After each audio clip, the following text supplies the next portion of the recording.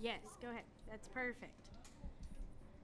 All right, we've now been joined by our race winner, Corey Heim, and we will open up and take questions for Corey. If you have a question, please raise your hand. We'll get started. We'll start with Chris Knight. Go. Chris Knight, catchfence.com. Congrats, Corey. Without John Hunter Nemechek, could you still won that race? Yeah, really hard to say. You know, I feel like our 51 Tundra TRD Pro is really good, and it could suck up to the 18 really good with, 5 to go. And anytime I try to kind of make a run to simulate it a little bit but not pull out at that exact moment. So, it's hard to say. I feel like if I could build up a good enough run to get to his quarter panel, I could have had a shot at it. But the Ford truck, pushing me that far in front definitely gave me a big advantage there at the end. All right, Jerry, go ahead. Jerry Jordan, kicking the tires.net. Corey, talk about new track surface, the banking. What was it like? What can you compare it to with other tracks? Yeah, really, I can't compare it to any track that I've personally ran on. I think, maybe Michigan a little bit as far as just how much throttle time you're having. But, just leading up to this race, I think it was a pretty big unknown for the teams. A lot of people took different packages to the racetrack, but Toyota Racing and KBM, all throughout the last, couple weeks, just and over the offseason, really knowing that there's going to be a repave, did an awesome job just kind of sizing up the repave and making sure that we have a really good piece for the racetrack, and, of course, it proved. Go ahead, Utter. Jim Utter, motorsport.com. Corey, so at the end, what were you expecting from John Hunter? Did you have any idea that he was going to pull in line to try to help you guys? And once he did you have an equal shot of him not helping you as you did of him helping you? Yeah, I feel like with John Hunter being kind of a lap down there at the end, regardless of who is in front of him, I feel like unless that truck would have been a non-KBM truck, which of course I was in front of him, so it was a KBM truck. I feel like, as long as the KBM truck won, I think that's always concerned about at that point, just because of how hard we worked off the off season to bring good trucks to the racetrack. So, excuse me, I'm kind of losing my voice here, but I think John Hunter, is a huge crucial part of that ending right there, and without him, it would have been tough to pull it off. But like I said before, we had such a good Tundra TRD Pro today. All right, if we can get our microphone over here to Jeff. Go ahead, Jeff. Jeff Hood of RacingToday.com. Corey, being a local guy, what does it mean to win at your home track? But I think maybe just as important to be the first ever winner on this new Atlanta Speedway.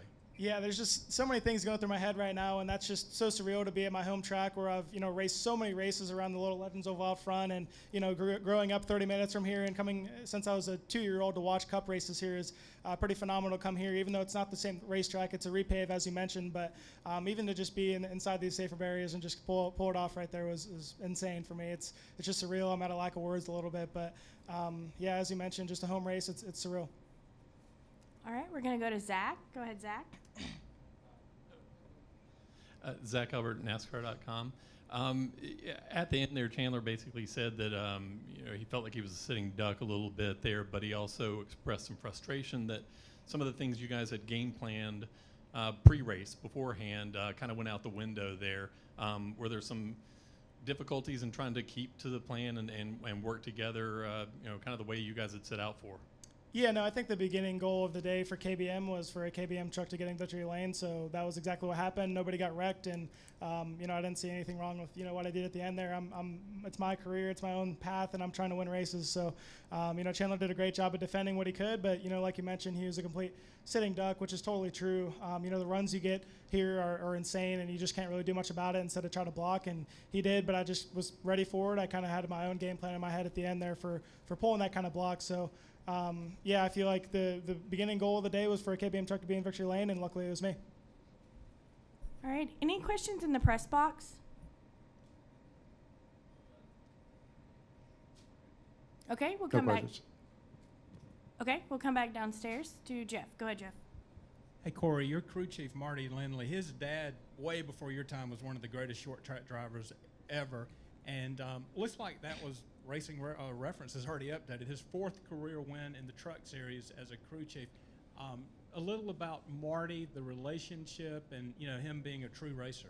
Yeah, Marty's been awesome to me. He's been a phenomenal Truck Series crew chief for me. I actually raced against him for 3 years in the ARCA Series when he was with GMS, and he beat us every single week. So I knew that he was a really good crew chief, and him coming to KBM and me kind of pathing up to go to KBM the next year was really exciting because I had a shot at working with him. And, I had 3 truck race starts last year, and we had really good speed in every single truck start. We had Darlington, and we ran up front all day. Martinsville, we ran up front all day. So I know we just needed a little bit of luck. We had the crew chief there. We had our spotter good.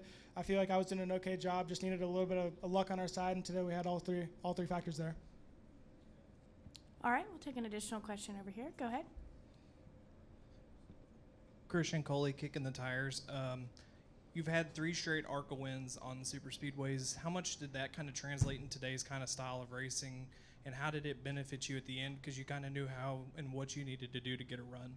Yeah, that's a good point. I kind of came into this race thinking it would be a little bit more packed up and not as much as a super speedway, but I feel like it was going to space out a little bit. Still in a pack, but just nobody hitting each other and bumping each other down the straightaways as much. But by the end of it, it felt like pretty much Daytona running the wall. So I kind of used what I gained from my ARCA races, and it kind of took me a while to really translate that knowledge from ARCA to truck and just be comfortable with using that and applying that knowledge. So as soon as I did that and really got comfortable with the truck and was able to kind of apply the things I learned on super speedways, it really proved to pay off at the end. All right, any final questions for Corey? Okay, go ahead. Corey, Jackson Freiberger with the ATL Sports Wire here. How big is it for you, how special to get your first win in the 3 National Series at Atlanta Motor Speedway growing up here in Atlanta? Obviously, I know you're super proud of your first win, but is it any more special for you being here in Atlanta? Yeah, it's surreal. I mean, like I mentioned earlier, I grew up racing on the Legends Oval there, and being here for so many years and dreaming of racing at a national level. I never thought that my first win would be here, and I never even could have imagined that I've ever won a race in general in the truck series. So to be here and to win and to be on my home track, it's just I couldn't ask for any better support from everybody that helps get me here, and it's awesome. All right, we'll take our final question from Chris. How are you gonna celebrate? I don't know yet. I'm ready to watch this Xfinity race and head home, and I'll decide on the way home, I guess. Thank you.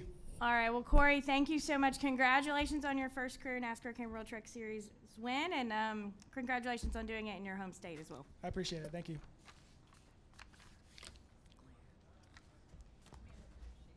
In the photo room.